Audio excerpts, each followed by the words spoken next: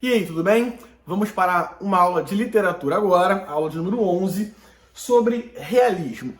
Antes de qualquer coisa, eu queria fazer uma observação aqui. A gente vai dividir essa aula de realismo e naturalismo em três. Realismo, depois naturalismo e depois Machado de Assis.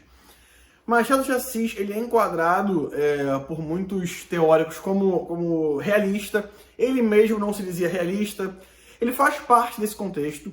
Então a gente vai estudar as obras dele como sendo realistas, mas a gente vai estudar depois de forma mais profunda, mais específica, só o Machado de Assis. Tá bom?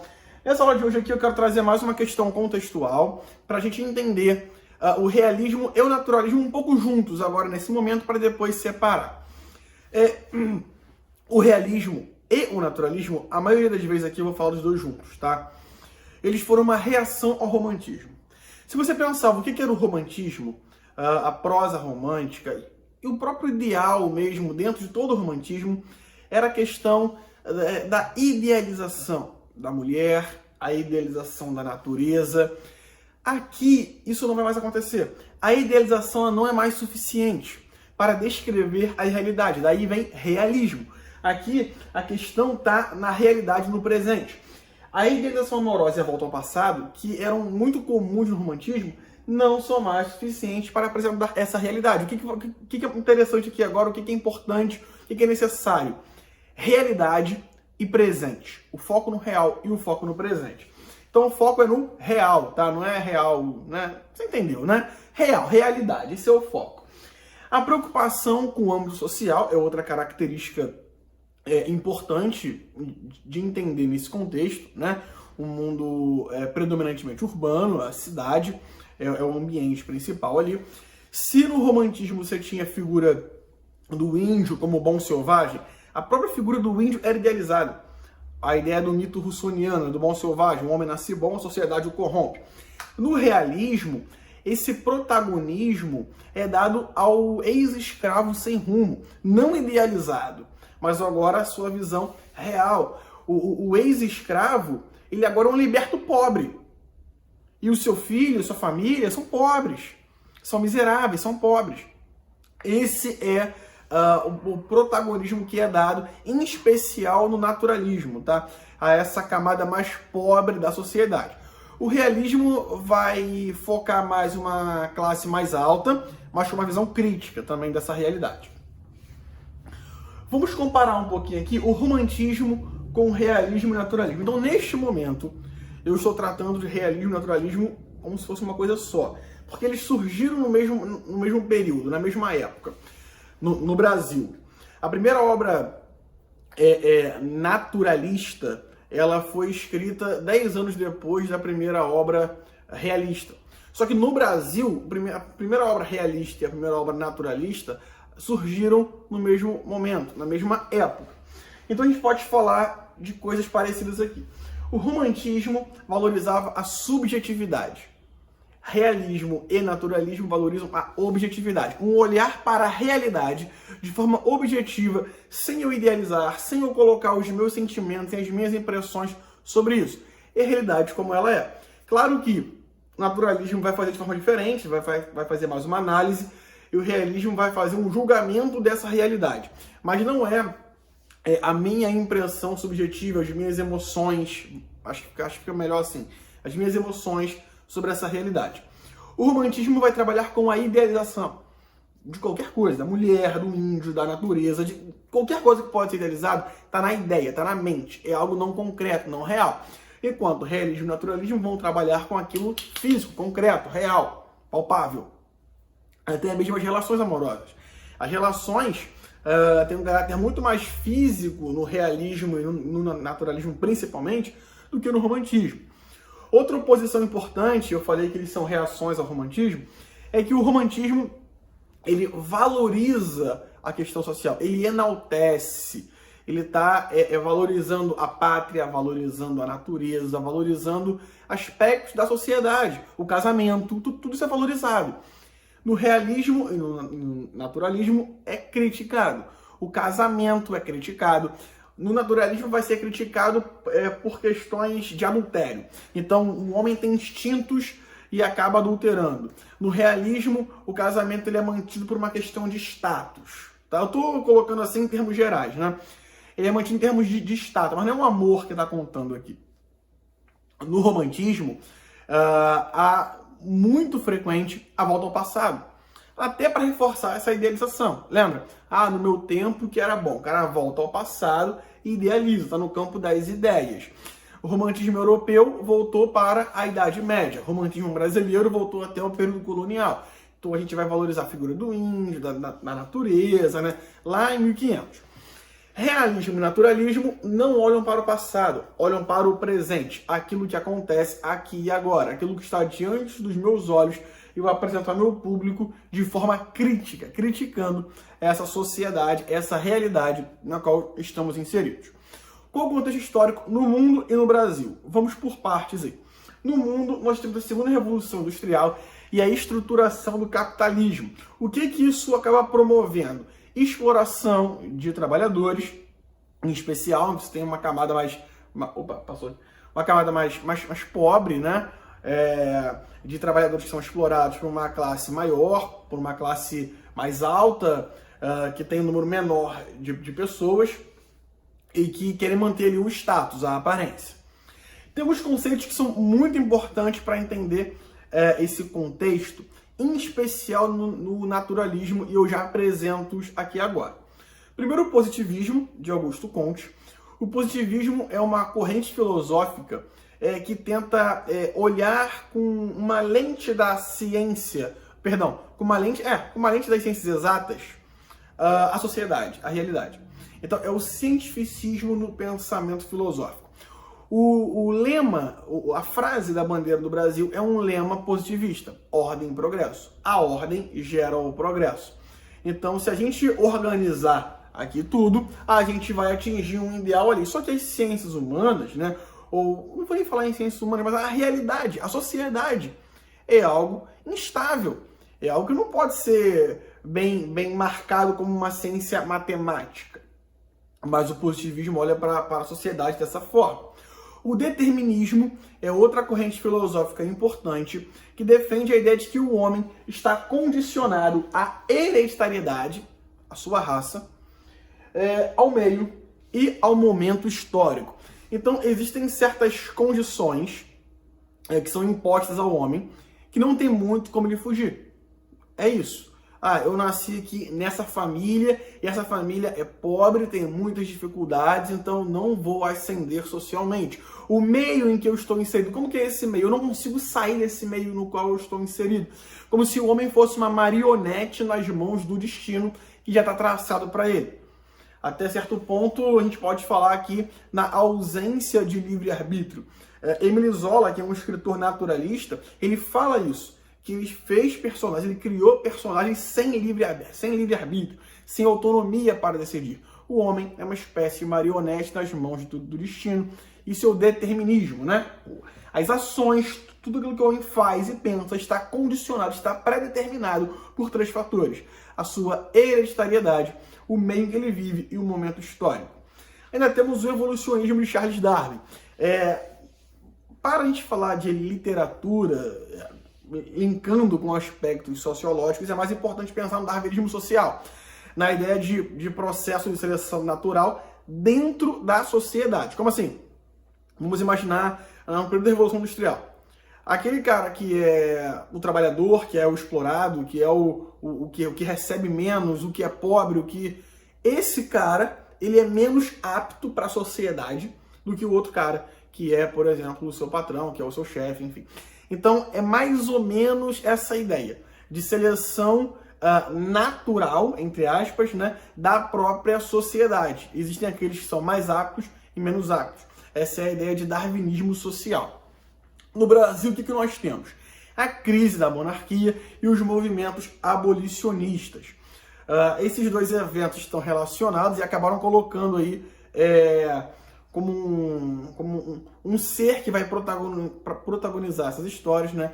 Que é o ex-escravo sem rumo, o pobre, aquele que não tem nada, o cara que é liberto, mas é pobre, mas passa dificuldade.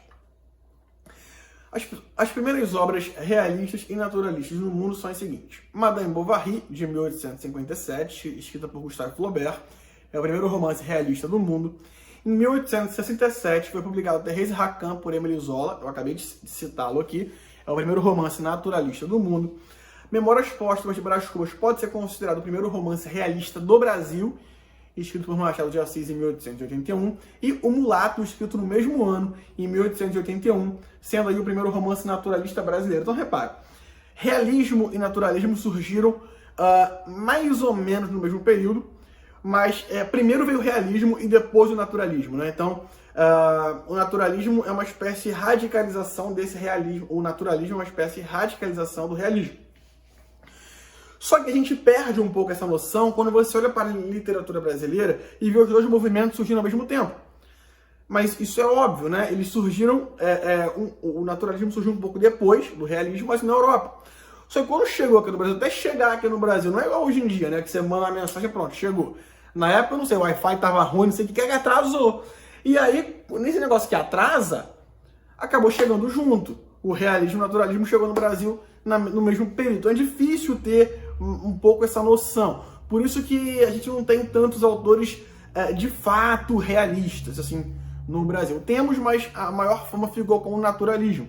O próprio Machado de Assis não se coloca como realista. Aí nós temos Raul Pompeia, enfim. Nós temos alguns escritores, mas o naturalismo é que acaba ganhando mais força aqui no Brasil. Eu queria, em poucos minutos, resumir um pouquinho essas obras, só para dois motivos. Primeiro, para você entender a diferença entre um e outro. E, como a gente sabe, uma questão de vestibular de Enem pode pedir um texto para vocês e que você precisa reconhecer minimamente o contexto daquele trecho. Então, vamos aqui bem rapidinho. Claro que o ideal é que você leia esses livros, ou pelo menos procure se informar um pouquinho mais sobre eles, sobre as suas histórias, em especial as obras nacionais, como Memórias Póstumas de Brás Cubas, que seria fundamental, e O Mulato. Mas vamos lá. Madame Bovary é uma obra escrita por Gustave Flaubert, e a história é basicamente assim. Cara, eu vou resumir, muito resumido, né? Usando aqui um pleonasmo. Porque não tem muito jeito, não quero perder muito tempo, e também não dá muito para resumir a história toda. Tem que ler o livro, senão perde também um pouco da graça. Emma Bovary é uma mulher que lia muitos... Quer dizer, ela não era Emma Bovary ainda, era só Emma. Emma é uma mulher que gostava muito de ler e lia muitos romances, lá do romantismo. Aquelas histórias de amor maravilhosas, aquelas histórias idealizadas. E ela enxergava assim a sociedade. Pensava, um dia eu vou me casar com um homem e vai ser exatamente assim como está nesse livro ficcional de romance meloso aqui, pior que filme de Adam Sandler. Ela pensava isso. E aí ela conheceu um cara, um médico chamado Charles Bovary, se casaram e ela virou então a Emma Bovary. E conversa vai, conversa vem, se casaram e o casamento ia, só que não era bem aquilo que ela imaginava. Ela tinha certas idealizações que o casamento não atendia. O famoso caiu na rotina, né? Então ela tinha algumas expectativas e essas expectativas não foram atendidas no seu casamento. Então, o que ela faz? Começa a trair o seu marido com alguns amantes, né? Tem dois especiais, o Rodolphe e o Léon, mas eu vou focar aqui mais no Léon, que é o amante com quem ela ficou mais tempo, e até para manter o status, ela gastava muito dinheiro, ficou endividada e acabou se matando, morrendo, porque não sabia mais lidar com essa vida.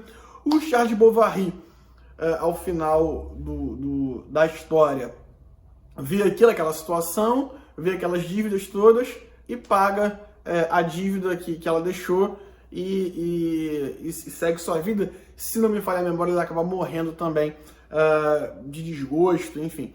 Mas a questão para mim, o que importa é que isso rompe com a idealização do casamento, a idealização amorosa, buscando uma solução no adultério, na traição.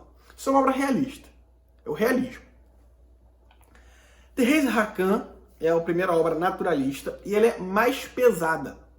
Primeiro porque a Thérèse ela vai morar com sua tia, que tem um filho, Camille. Então, ela e o seu primo, a tia acaba arranjando um casamento dos dois, né? Então eles se casam. Um casamento arranjado de Thérèse e Camille. Só que Thérèse se apaixona por uma outra pessoa, por um amigo do Camille, inclusive, chamado Laurent. Ela se apaixona, então você já vê como que se assemelha com o realismo. É o casamento arranjado que não dá certo e aí ela vai buscar uma solução na traição. Porém, porque ele é mais pesado.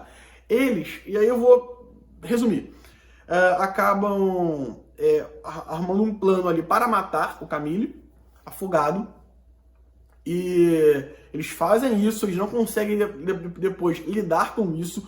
Todas as noites eles veem em tudo a imagem do Camille morto. O Laurent é um pintor, em toda coisa que ele pinta, toda a tela que ele pinta, ele vê o Camille morto, então isso acaba consumindo-os de forma muito grande, até certo ponto que um tenta matar, um planeja matar o outro, que não está mais se aguentando, os dois não estão mais se aguentando, e eles terminam tomando veneno juntos, diante do olhar da mãe do Camille, que era a tia de Thérèse, que tinha sofrido já 2 AVCs ao longo da história. Então é algo muito mais intenso, pesado mesmo. Isso é o naturalismo. Memórias Póstumas de Brás Cubas, e aqui interessa mais um pouquinho pra gente, porque são obras brasileiras, né? O Mulato e Memórias Póstumas. Em Memórias Póstumas, você tem a figura do Brás Cubas como um narrador da história, mas que ele já morreu. Então, como ele já morreu, ele começa a contar as coisas que ele fazia durante a vida, sem nenhum pudor, sem nenhum medo de ser julgado. Enquanto ele estava vivo, ele tentava disfarçar certas posturas, certas atitudes. Mas agora não. Agora ele está despreocupado em relação a isso. Por exemplo, durante a sua vida ele tentou criar um remédio.